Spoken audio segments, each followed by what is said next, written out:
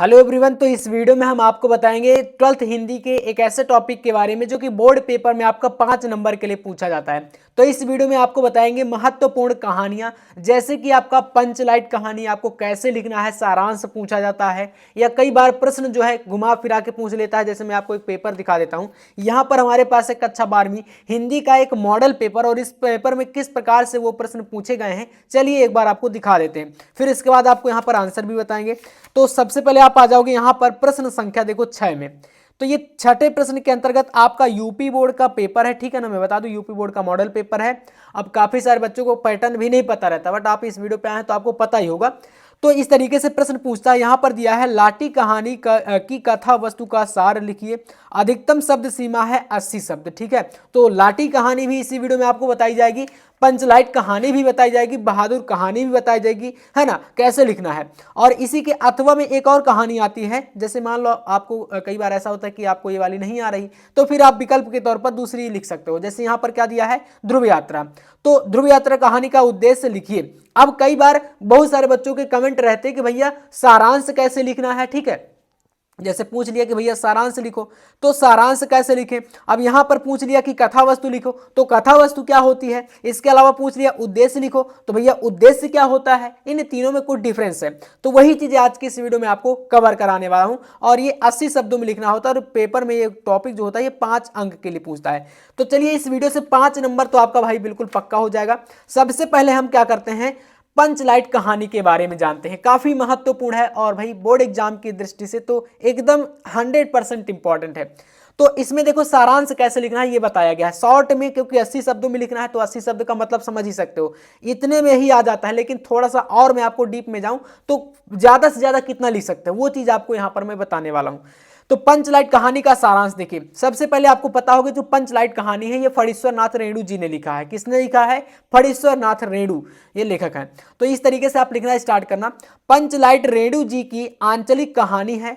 कहानी में बिहार के एक पिछड़े गांव के परिवेश का सुंदर चित्रण प्रस्तुत किया गया है। महतो टोली, जो कि वहां पर एक टोली है, ठीक है, महतो, बिहार में। तो महतो टोली के कह रहा है कि यहां पर अशिक्षित लोग हैं, मतलब कि ज्यादा पढ़े लिखे नहीं थे।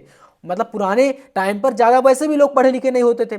तो महतो टोली में अशिक्षित लोग हैं। उन्होंने रामनवमी के मेले से पेट्रोमैक्स खरीदा। पेट्रोमैक्स का मतलब गैस या लालटेन जिसे बोलते हैं। लालटेन मतलब पुराने टाइम पर जब बिजली वगैरह नहीं होती थी ना, ये तो क्या होता था, मिट्टी का तेल डाल करके वो सब जो है केरोसिन जिसे बोलते हो, उसका इस्तेमाल करके प्रकाश के लिए लालटेन यूज करते थे, ठीक है। वही चीज यहाँ पर पेट्रोमैक्स उसी को बोला गया है, जिसे वे पंच लाइट कहते थे।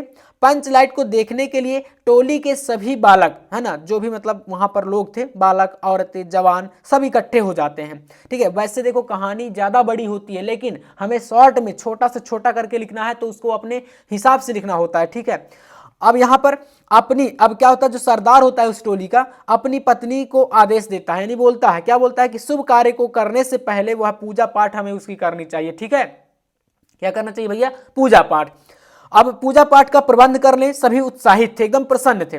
अब यहां से देखो नेक्स्ट क्या है, परंतु समस्या यह उठती है कि पंचलाइट जलाएगा कौन, लेके तो चले आए भैया, जलाना नहीं जानते थे। मतलब एक ये बहुत ही बड़ी विडंबना हो गई कि भैया अब आज के टाइम पर मान लीजिए हमारे पास, हमारे घर में हम 4 व्हीलर लेके आ जाएं और हमारे पास जैसे कोई चलाना नहीं जानता तो फिर हमें कोई ड्राइवर रखना पड़ेगा, है ना। तो ये समस्या हो जाती है। तो वही चीज यहां पर हुई।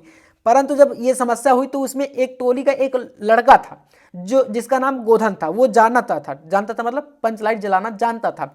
अब ये देखो, ये सीधे साधे लोग पेट्रोमैक्स को जलाना भी नहीं जानते थे। इस टोली में गोधन नाम का एक युवक था, लेकिन गोधन को कुछ कारणवश, अब वो कारण भी आपको यहां पर अगर चाहो तो लिख सकते हो, समाज से यानी अपनी टोली से निकाल दिया गया था। अब जैसे कि टोली से निकाल दिया गया तो वो कहां से जलाएगा, वो तो नहीं कर सकता ना। तो इस तरीके से इस टोली में गोधन नाम का युवक था। वह गांव की मुन्नरी, यानी उसी टोली में एक लड़की थी, मुन्नरी नामक एक युवती से प्रेम करता था। मुन्नरी की मां ने पंचों से शिकायत की थी, यानी टोली में, और जिसके कारण उसको घर से निकाल दिया गया था, यह समाज से बहिष्कृत कर दिया गया था। अब ये समस्या आई तो जब टोली के लोगों को पता चला कि यार गोधन जलाना जानता है, तो फिर ये आगे देखो क्या हुआ। तो नेक्स्ट आपको यहाँ पर लिखना है, इस कारण पंचों ने उसे बिरादरी, यानी बिरादरी का मतलब होता है भाई समाज से या एक प्रकार से टोली से निकाल देना, ठीक है ना। तो उसको वहां से बहिष्कृत कर दिया गया था, निकाल रखा है। मुन्नरी को पता है कि गोधन पंचलाइट जला सकता है। वह चतुराई से यह बात पंचों तक पहुंचा देती है, मतलब चुपके से ये बात समाज के जो सरदार थे या जो भी मुखिया थे उनके तक पहुंचा देती है, मतलब बोल देती है कि जो गोधन है वो पंचलाइट जलाना जानता है, बाकी तो किसी को पता नहीं था। तो अब यहाँ पर ये बात आई, तो पंचगोधन को बिरादरी में ले आते हैं, मतलब कि उसको मना करके या कैसे भी करके उसको लाते हैं कि आखिरकार तुम ऐसा करो और हम तुम्हारी गलतियों को माफ कर देंगे। ठीक है, वह पंचलाइट जला देता है। पंच खुश होकर कहते थे तुम्हारा 7 खून माफ, यानी पुराने जमाने की कहावत है ये। पंचलाइट की रोशनी में लोग भजन कीर्तन करते हैं तथा उत्सव मनाते हैं। अब यहां से देखो कहानी का सारांश यही हुआ कि कहानी का कथानक सजीव है, सीधे साधे अनपढ़ लोगों की संवेदनाओं को वाणी देने हेतु या वाणी देने में रेणु जी समर्थ रहे। इस कहानी में आंतरिक जीवन की सजीव झांकी का मतलब है कि एक प्रकार से समाज को किस प्रकार से मतलब प्रदर्शित किया गया है वो आप इसमें देख सकते हो कि लोग भले पढ़े लिखे नहीं थे लेकिन उनमें एकता थी। ठीक है ना, सभी टोली में रहते थे। बहुत ही सारी चीजें हैं यहाँ पर जिससे आप सीख सकते हो। तो ये कुछ इस तरीके से आपको पंचलाइट कहानी का सारांश लिखना है। अब भैया बात आती है बहादुर कहानी। देखो बहादुर कहानी का सारांश या उद्देश्य या किस प्रकार से आपको शीर्षक वगैरह कैसे लिखना है वो चलिए इस वीडियो में जान लेते हैं। दूसरी कहानी है, तो देखो बहादुर कहानी का सारांश शॉर्ट में लिखो तो इस तरीके से हो जाएगा, अमरकांत जी द्वारा लिखित। देखो बहादुर कहानी किसने लिखी है ये भी पता होना चाहिए, तो याद कर लेना किसने लिखा है, अमरकांत ने। ठीक है ना, अमरकांत द्वारा लिखित या रचित बहादुर कहानी एक मध्यम वर्गीय परिवार के जीवन की समस्या को लेकर चली है और इसमें एक बेसहारा पहाड़ी लड़के की मार्मिक कथा वर्णित है। बेसहारा पहाड़ी लड़का मतलब कि जो बहादुर है वो एक लड़का था। ठीक है, यहाँ पर कोई वीर बहादुर युद्ध करने वाला नहीं है, एक बालक का नाम था। इसका शीर्षक क्या है, तो कहानी का शीर्षक संक्षिप्त, सारगर्भित तथा उपयुक्त है। यह इस कहानी के प्रमुख पात्र बहादुर के नाम पर आधारित है और इसे पढ़कर पाठक के मन में बहादुर के बारे में जानने की इच्छा उत्पन्न होती है। यहाँ बहादुर वीरता का प्रतीक नहीं है, मैंने शुरू में ही बता दिया। बहादुर क्या है, एक बालक का नाम है। इसके बाद इसका कथानक कैसे लिखोगे ये चलिए देख लेते हैं। तो कथानक में आपको लिखना है, प्रस्तुत कहानी का कथानक अति संक्षिप्त तथा कौतूहलपूर्ण है। यह 12 से 13 वर्ष के एक पहाड़ी बालक जो कि बहादुर की दयनीय दशा को प्रकट करने की कहानी है और जो माँ की मारपीट से यानी कि माँ से गुस्सा होकर के अपेक्षा करके घर से चला आया था, मतलब गुस्सा होकर के आया था घर से। ठीक है ना, जैसे आपको आपकी मम्मी मार दे, निकल जाओ भाई कि अब मैं जा रहा हूं कमाने, कमा के ही आऊंगा। तो कुछ ऐसी ही कहानी है। पात्र तथा चरित्र चित्रण की बात कर लेते हैं। तो कहानी में पात्रों की संख्या सीमित है, इसमें केवल 4 प्रमुख पात्र हैं। कौन कौन, बहादुर, निर्मला, उसका पति और पुत्र किशोर। बहादुर भाई आप जानते हो जो गुस्सा होकर घर से आया था, और निर्मला जिसके घर में नौकरी करता था, निर्मला का पति और उसका पुत्र किशोर। ये 4 पात्र हैं। ठीक है, मध्यम वर्ग के प्रतिनिधि हैं। बहादुर इसका सर्वप्रमुख यानी कि प्रमुख पात्र है। इस कहानी का उद्देश्य क्या है, तो देखो शॉर्ट में आपको लिखना है क्योंकि 80 शब्दों में लिखना होता है। पूरी किताब में जो कहानी दी है वो तो हम छाप नहीं सकते है ना, क्योंकि हमें टाइम का भी ध्यान देना है। तो यहां पर उद्देश्य लिखोगे, कहानी निम्न मध्यम वर्गीय समाज के मनोविज्ञान का वास्तविक चित्र अंकित करती है। आधुनिक समाज झूठे प्रदर्शन और शान शौकत में विश्वास करता है, वह बनावटी जिंदगी जीना पसंद करता है।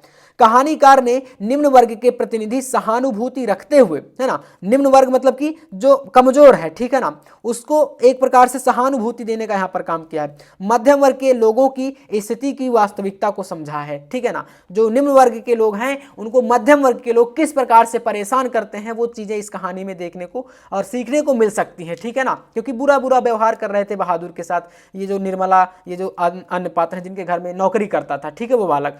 इस तरीके से आप इसको लिख सकते हो। बाकी लाठी कहानी के बारे में बात कर लेते हैं। तो लाठी कहानी का सारांश ये पूरा आपके सामने है, वीडियो को रोक करके पढ़ लीजिएगा क्योंकि ज्यादा लॉन्ग करने से कोई मतलब है नहीं, इतना ही आपको लिखना है। ठीक है, तो ये 3 कहानियां आज के इस वीडियो में। बाकी आपको इसी प्रकार से इस प्रकार के मॉडल पेपर और एक एक करके सारे टॉपिक चाहिए तो चैनल को सब्सक्राइब कर लो अभी, और लगातार आपको इस चैनल पर बोर्ड एग्जाम की तैयारी कराई जाएगी, हिंदी, इंग्लिश, फिजिक्स, केमिस्ट्री सारे विषयों की। तो कर लीजिएगा सब्सक्राइब। मिलते हैं नेक्स्ट वीडियो में नेक्स्ट टॉपिक के साथ, तब तक के लिए जय हिंद, वंदे मातरम।